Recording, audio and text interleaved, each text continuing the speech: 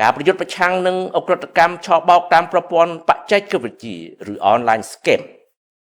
បាននឹងកំពុងបន្តធ្វើយ៉ាងក្តៅគគុកនិងឥតឈប់ឈរប្រកបដោយស្មារតីទទួលខុសត្រូវខ្ពស់បំផុតរបស់រាជរដ្ឋាភិបាលកម្ពុជាទន្ទឹមនឹងការបង្ក្រាបបណ្ដាញអក្រិតកម្មឆ្លងដែនមួយនេះឲ្យអស់ពីកម្ពុជាចំណាត់ការផ្លូវច្បាប់ទៅលើអក្រិតជនដែលបានយកទឹកដីកម្ពុជាធ្វើជាទីតាំងប្រព្រឹត្តបទអក្រិតឆ្លងដែនក៏បានអនុវត្តយ៉ាងតឹងរ៉ឹងនិងគ្មានលើកលែង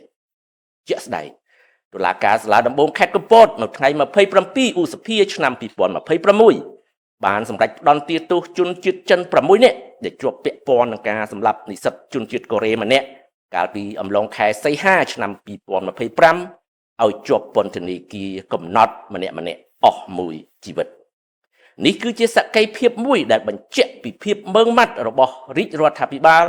ក៏ដូចជាប្រមុខថ្នាក់ដឹកនាំទាំងសម្ដេចតេជោហ៊ុនសែនប្រមុខរដ្ឋស្ដីទីទាំងសម្ដេចបវរធិបតីហ៊ុនម៉ាណែតនាយករដ្ឋមន្ត្រីដែលបានបញ្ជាក់ម្ដងហើយម្ដងទៀតពីការបដិញ្ញាចិត្តដ៏ម៉ឺងម៉ាត់របស់កម្ពុជាក្នុងការកម្ចាត់ឲ្យអស់នៅបណ្ដាញអក្រិតកម្មឆបោកតាមប្រព័ន្ធបច្ចេកវិទ្យាឬក៏ online scam ឲ្យអស់ពីទឹកដីកម្ពុជា